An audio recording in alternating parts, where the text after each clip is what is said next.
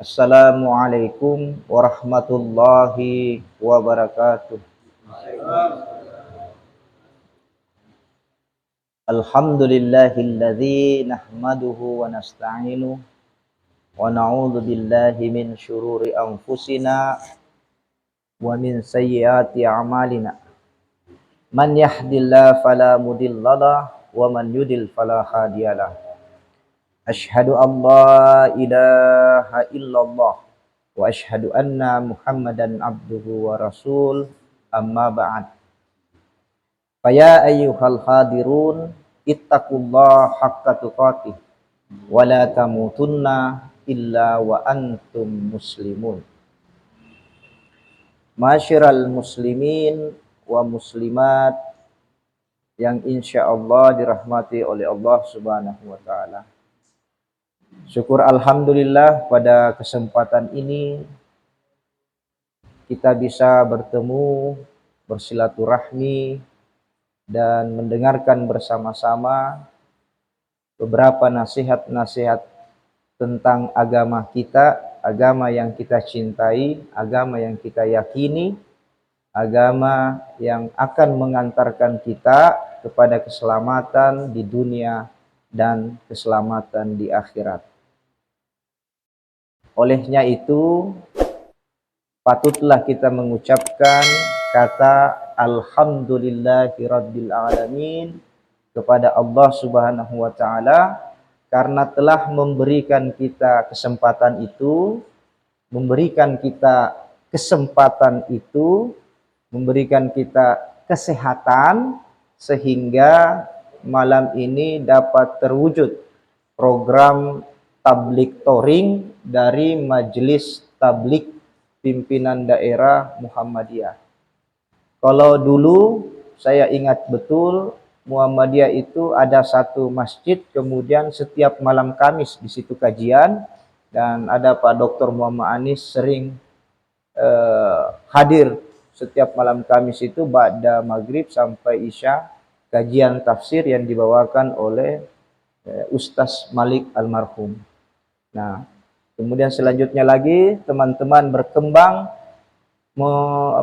dijadwalkan pada masjid masing-masing. Dan alhamdulillah ini sebuah terjadi transformasi. Teman-teman dari Majelis Tablik tidak tinggal diam di salah satu masjid, tapi melakukan touring di insyaallah mungkin seluruh masjid yang ada di Kabupaten Sinjai dalam rangka nasihat menasihati dan menyebarkan kebaikan. Salatan wa salaman, mari kita bersama-sama mengucapkan dan mengirimkan kepada Rasulullah Muhammad sallallahu alaihi wasallam. Allahumma shalli ala Muhammad. Beliau merupakan teladan kita, panutan kita yang telah memberikan banyak contoh bagaimana beriman kepada Allah, bagaimana berakhlak, bagaimana beribadah, dan bagaimana bersyariah kepada Allah Subhanahu wa taala. Beliaulah yang telah memberikan kita contoh itu semua, dan beliaulah yang patut kita contohi bagaimana tata cara dan mekanisme beribadahnya, bagaimana tata cara bertutur katanya, berakhlaknya bagaimana, berdasarkan sunnah-sunnah Rasulullah Muhammad sallallahu alaihi wasallam. Masyiral muslimin wa muslimat jamaah Isya yang insyaallah dirahmati oleh Allah. Saya diberi amanah membawakan tema tentang menguatkan iman atau bagaimana iman itu agar semakin kuat, semakin kokoh, dan bagaimana iman itu tidak bergeser dan terus kita istiqamah kepada Allah Subhanahu wa taala. Salah seorang sahabat di dalam sejarah, saya akan mengutip definisi imannya, yakni Umar bin Abdul Aziz. Khalifah Umar bin Abdul Aziz ini adalah khalifah pada masa dinasti Bani Umayyah, khalifah yang kelima. Beliau juga digelar sebagai Khulafaur Rasyidin yang kelima. Para ulama sebagian besar mengatakan beliau termasuk Khulafaur Rasyidin yang kelima, walaupun Khulafaur Rasyidin itu ada 4. Nah, beliau dinobatkan sebagai Khulafaur Rasyidin yang kelima. Karena kejujurannya, karena amanah, beliau orangnya amanah, suhud, dan mengembangkan Islam. Nah, menurut beliau, apa itu iman? Beliau mengatakan, innalil imani fara'idah wa syara'iyah wa sududan wa sunan. Jadi ada 4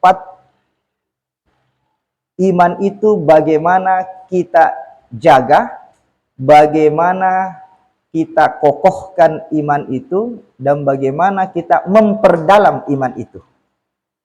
Yang pertama dikatakan di situ faraidah.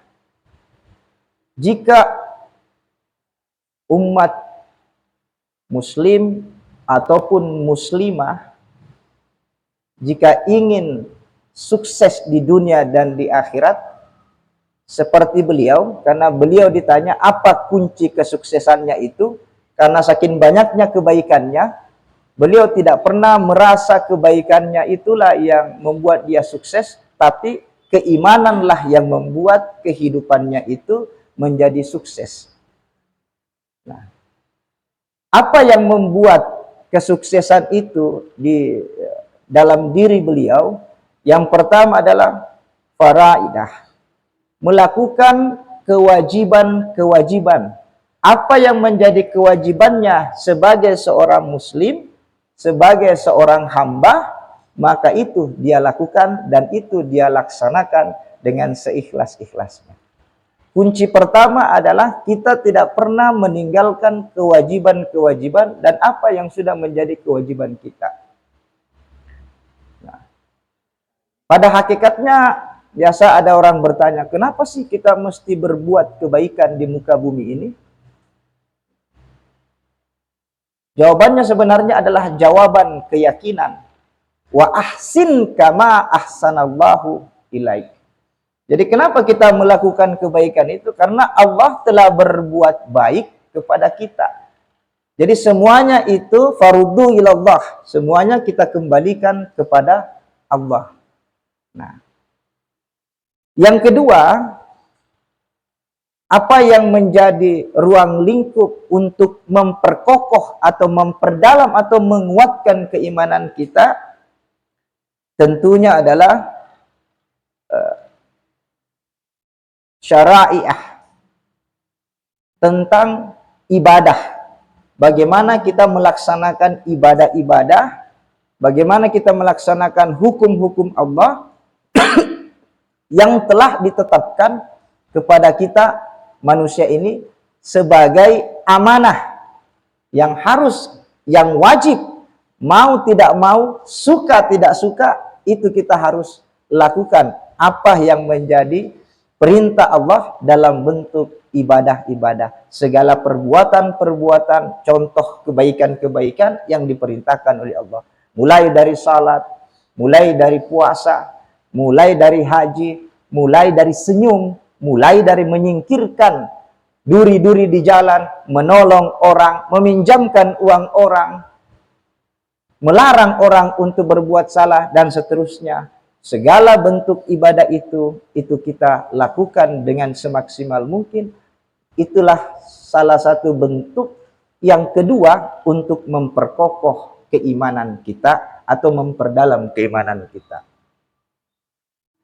Yang ketiga, menurut beliau adalah sududah. Segala yang dilarang itu jangan dilakukan.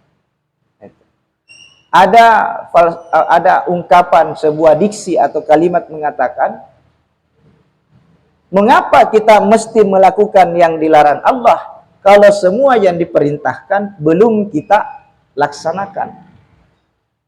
Jadi sangat simpel untuk meyakinkan diri kita, untuk memotivasi diri kita untuk mencegah dalam perbuatan sesuatu yang dilarang oleh Allah. Mengapa kita melakukan sesuatu yang dilarang Allah, sedangkan seluruh perintah Allah belum kita lakukan semua? Jadi inilah tata cara mindset atau berpikir untuk membuat kita kira-kira bisa terbatasi diri kita agar tidak melakukan apa yang dilarang oleh Allah Subhanahu wa taala. Nah, selanjutnya untuk memperkokoh dan memperdalam iman, yang keempat adalah sunana. Sunana ini adalah kayak kehidupan Nabi, kehidupan Rasulullah Muhammad Sallallahu Alaihi Wasallam. Apa yang dilakukan oleh Rasulullah Muhammad SAW, bagaimana dalam kehidupannya, bagaimana bertemannya, bagaimana bersahabatnya, bagaimana menjadi pemimpinnya, bagaimana menjadi pedagangnya, segala bentuk yang kebaikan-kebaikan itu dalam kehidupan Rasulullah Muhammad SAW itu diusahakan menjadi fashionnya manusia, fashionnya umat Islam, atau menjadi semacam contoh untuk mengambil sebuah keputusan-keputusan. Nah, menurut beliau, empat inilah yang membuat beliau sukses dalam memimpin Bani Umayyah, melakukan kewajiban kepada Allah, melakukan ibadah kepada Allah, menjauhi larangan-larangan Allah, dan mengikuti jejak-jejak kehidupan Rasulullah Muhammad Sallallahu Alaihi Wasallam. Bapak Ibu yang insya Allah dirahmati oleh Allah Subhanahu wa ta'ala. Selanjutnya kita akan masuk kepada beberapa hadis-hadis tentang iman itu. Bagaimana menguatkan dan memperdalam iman berdasarkan hadis yang diriwayatkan oleh Bukhari dan diriwayatkan oleh Muslim. Hadis yang pertama yang ingin saya sampaikan adalah hadis di dalam bab iman dalam kitab hadisnya Bukhari dan kitab hadisnya Muslim. Rasulullah Muhammad SAW bersabda, "Man kana yu'minu billahi wal yawmil akhir falyakul khair aw liyasmut. Wa man kana yu'minu billahi wal yawmil akhir fal yakrim jarah. Man kana yu'minu billahi wal yawmil akhir fal yukrim daifah." Sesungguhnya Rasulullah Muhammad SAW bersabda, siapa yang beriman kepada Allah dan hari akhir, hendaklah dia berkata baik atau diam. Satu kata kunci dalam hadis ini, yang hadis yang diriwayatkan oleh Bukhari dan Muslim ini, falyakul khair aw liyasmut. Untuk memperbaiki iman, memperkokoh iman, maka hendaklah kita sering berkata yang baik. Apalagi saat ini momen-momen momen politik momen itu biasanya banyak sindiran, saling sindir menyindir. Disinilah kita pentingnya memperkokoh keimanan kita, yakni falyakul khair. Hendaklah kita menyampaikan, berbicara yang baik-baik saja. Jika kita tidak mampu untuk berbicara yang baik, ada solusinya, auliyasmut. Begitulah cara kita menjaga keimanan kita sebagai seorang muslim. Atau berbicaralah sekedarnya saja, yang betul, yang benar. Itu yang poin yang pertama untuk memperkokoh iman menurut hadis yang diriwayatkan oleh Bukhari. Falyakul khair aw liyasmut. Dalam ayat banyak sekali dibahas tentang perkataan-perkataan baik itu.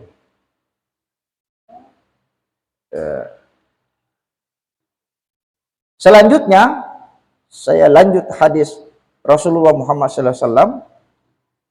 Wa man kana yu'minu billahi wal yawmil akhir falyukrim jarah.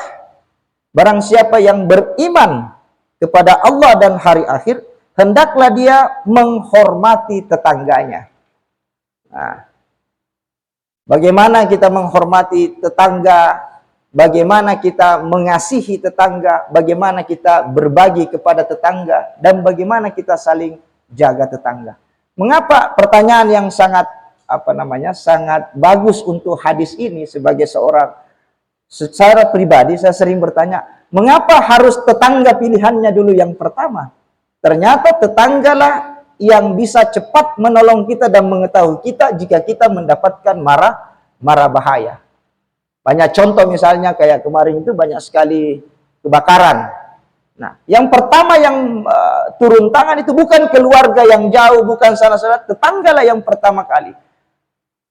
Maka tidak salah kalau Allah menempatkan orang yang beriman itu salah satu cirinya adalah menghormati tetangga. Lanjut dalam hadis ini, wa man kana yu'minu billahi wal yawmil akhir falyukrim daifah. Dan barang siapa yang beriman kepada Allah dan hari akhir, maka hendaklah ia memuliakan tamunya. Jadi dalam hadis Bukhari ini ada 4 poin yang bisa menguatkan keimanan, bisa kita memperdalam keimanan kita. Yang pertama adalah berkata yang baik. Kalau tidak bisa berkata baik, sebaiknya diam. Yang kedua adalah menghormati, mengasihi, saling menyayangi terhadap tetangga. Dan yang ketiga adalah memuliakan tamu. Bapak Ibu yang insya Allah dirahmati oleh Allah Subhanahu wa Ta'ala. Selanjutnya, saya akan membacakan lagi hadis yang diriwayatkan oleh Muslim. Masih tentang apa bentuk model agar iman kita menjadi kokoh, menjadi kuat, dan bertambah. Bertambah, selalu mengingat Allah, selalu ingin dekat kepada Allah, dan selalu mencintai Allah. Nah. Hadis Rasulullah Sallallahu Alaihi Wasallam yang diriwayatkan oleh Muslim, man ra'a minkum munkaran falyughayyir biyadihi, fa in lam yastati fa bilisani, fa in lam yastati fa biqalbihi, wa dzalika udhaful iman. Barang siapa di antara kita melihat kemungkaran atau sebuah kejahatan, maka hendaklah ia merubah dengan tangannya. Misalnya ada orang berkelahi, maka hendaklah kita leraikan dia. Ada misalnya orang yang mencuri, maka hendaklah kita menegur dia. Nah. Tapi jika kita tidak mampu untuk menegurnya, kita tidak mampu untuk melarangnya, lanjutan hadis ini, fa in lam yastati fa bilisani. Kita nasihati saja. Yang ku ambil gitu mangga. Nah, misalnya kita nasihati saja. Tapi kalau kita tidak mampu juga menasihati, fa in lam yastati fa biqalbi. Doakan mereka.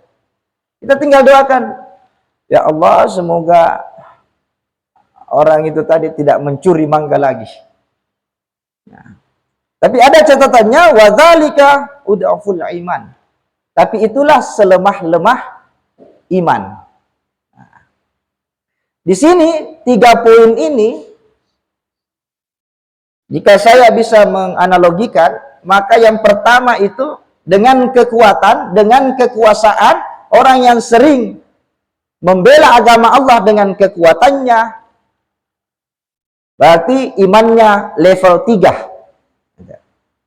Orang yang sering menasehati, melarang orang, dan seterusnya, maka imannya level 2. Nah, tapi orang yang sering hanya melihat kemungkaran itu, hanya mendoakan saja, maka imannya level 3.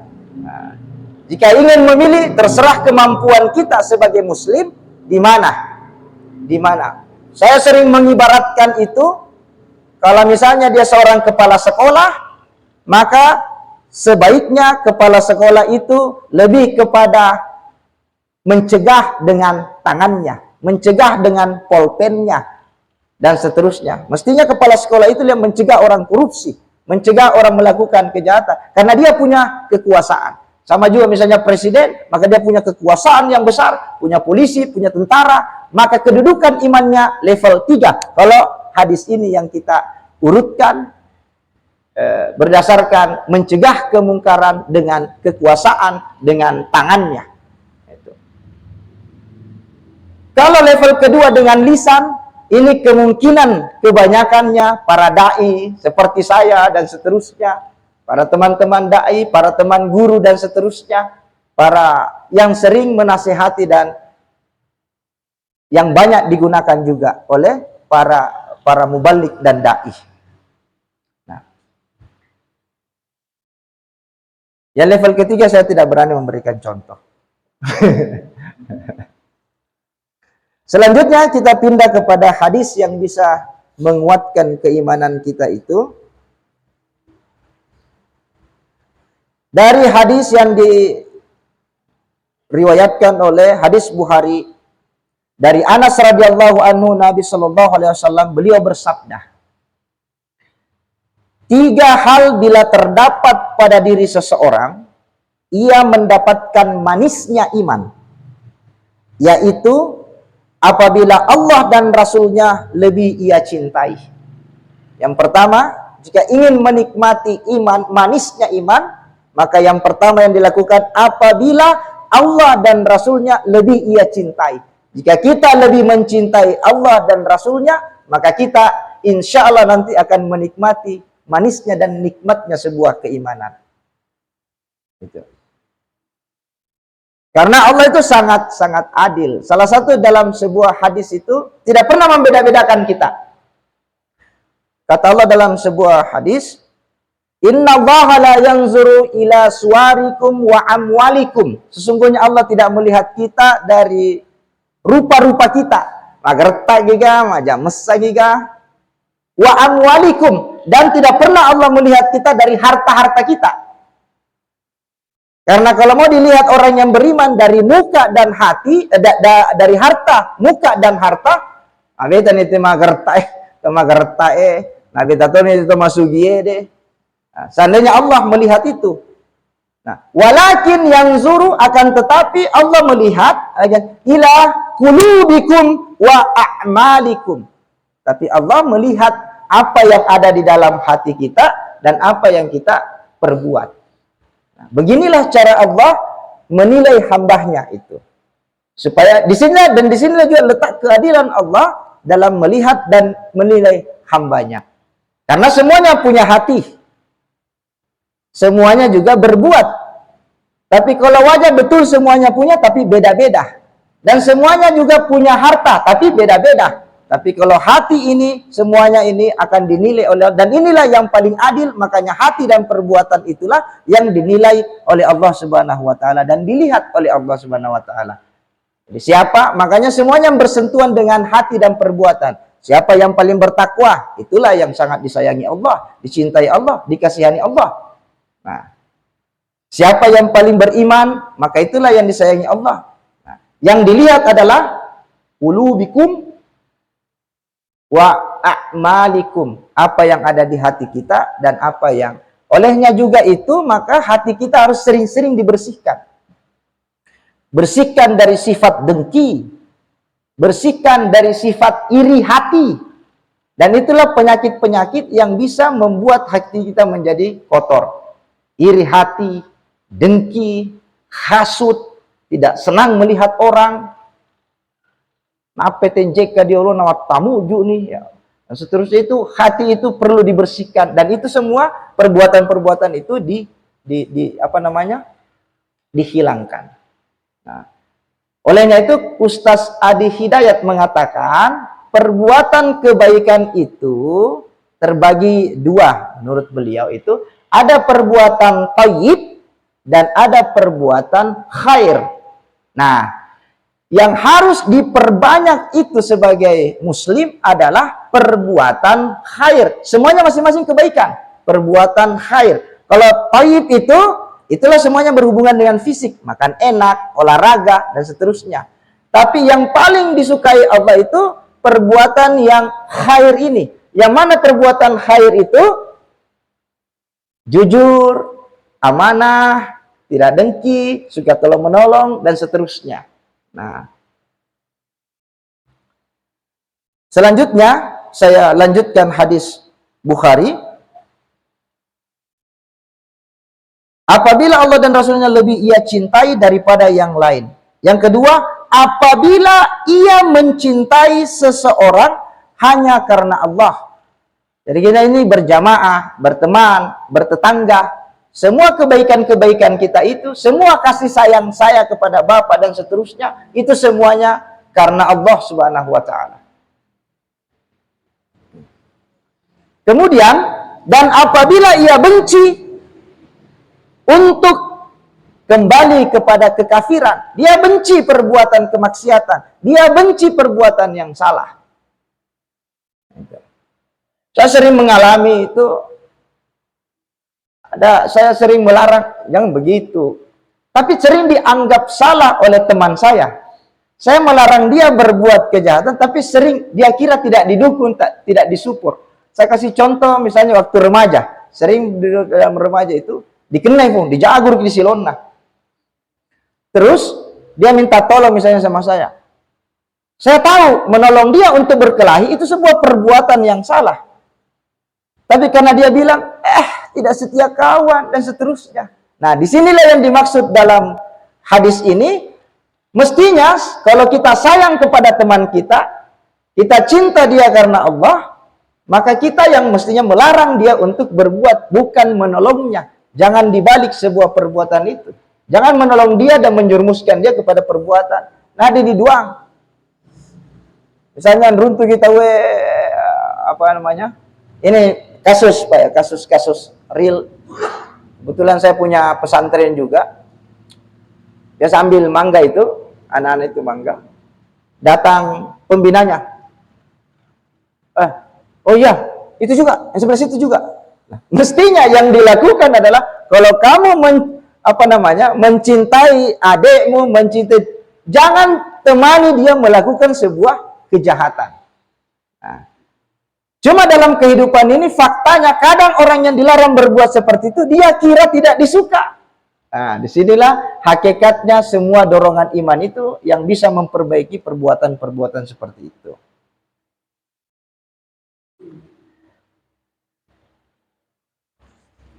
Bapak Ibu yang insya Allah dirahmati oleh Allah Subhanahu wa Ta'ala.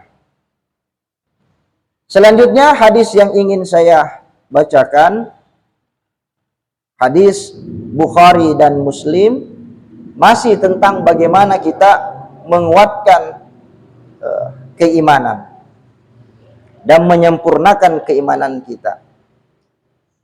Hadis ini dari Anas bin Malik radhiyallahu anhu, Nabi Shallallahu alaihi wasallam telah bersabda, tidak sempurna iman seseorang sebelum ia mengasihi saudaranya sebagaimana ia mengasihi dirinya sendiri. Ukuran bahwa kita ini beriman, kalau kita mengasihi orang lain, mengasihi saudara semukmin, membantu, itu sama halnya jika kita mengasihi diri sendiri. Jadi kesempurnaan iman itu, apa yang disukai oleh saudaranya, itu juga kita, ya apa yang kita sukai, minimal itu levelnya itu, kadarnya itu juga kita berikan kepada saudara kita. Sama halnya kalau kita mengasihi. Kalau kita tidak suka dicubit, maka jangan kita cubit saudara kita. Kalau kita tidak suka, kira-kira seperti itu. Dalam hadis ini, tidak sempurna iman seseorang jika tidak mengasihi saudaranya sebagaimana ia mengasihi dirinya sendiri. Bapak Ibu yang insya Allah dirahmati oleh Allah, setelah saya membaca bab iman itu, ternyata pada hakikatnya untuk menguatkan keimanan kita, memperdalam keimanan kita, saya bisa simpulkan dalam sebuah kalimat, bahwa apapun yang kita lakukan dalam bentuk kebaikan itu kita dasarnya, pondasinya itu adalah semua yang kita lakukan untuk Allah Subhanahu wa taala. Itu yang pertama yang menjadi kesimpulan dalam beberapa hadis ini. Yang kedua, ternyata keimanan itu untuk kita sebagai manusia. Karena Allah tidak pernah Allah tidak akan, semua ini yang kita lakukan di muka bumi ini tergantung kita. Mau beriman atau tidak ada di tangan kita. Mau menguatkan keimanan atau tidak ada di tangan kita. Dalam firman Allah disebutkan dalam surah Ar-Ra'd ayat 11, "Innallaha la yughayyiru ma biqaumin hatta yughayyiru ma bi anfusihim." Sesungguhnya Allah tidak merubah suatu kaum kecuali kaum itu sendiri yang merubah dirinya sendiri. Ada di tangan kita. Pilihannya ada di tangan kita. Yang kedua, bahwa segala ini persoalan konsekuensi keimanan itu ternyata akan kembali juga kepada kita. Pilihannya juga ada kepada kita. Kata Allah dalam surah Al-Isra, "In ahsantum li anfusikum wa in asatum falaha."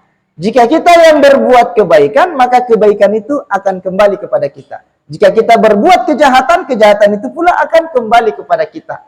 Jadi makanya sebenarnya bagi saya selalu berpikir bahwa kehidupan dunia ini sayalah yang harus menyetelnya dengan selalu meminta bantuan kepada Allah agar selalu dikokohkan keimanan saya, agar jalan saya selalu lurus. Karena kalau mau bengkok, terserah saya. Dan dampaknya juga terserah saya. Jadi bagi saya untuk memperdalam keimanan, menyadarkan diri kita untuk selalu ingat kepada Allah. Saya kira itu yang bisa saya sampaikan. Semoga apa yang saya sampaikan ini bermanfaat, khususnya bagi diri saya sendiri. Dan kita selalu berdoa kepada Allah supaya bisa seperti firman Allah, "Ya ayyatuhan nafsul mutmainnah, irji'i ila rabbiki radiyatan mardiyah, fadkhuli fi ibadi wadkhuli jannati." Semoga kita tergolong semua masuk ke dalam golongan hamba-hamba Allah dan mendapatkan surganya Allah Subhanahu wa taala. Saya tutup dengan pantun burung irian, burung cendrawasih.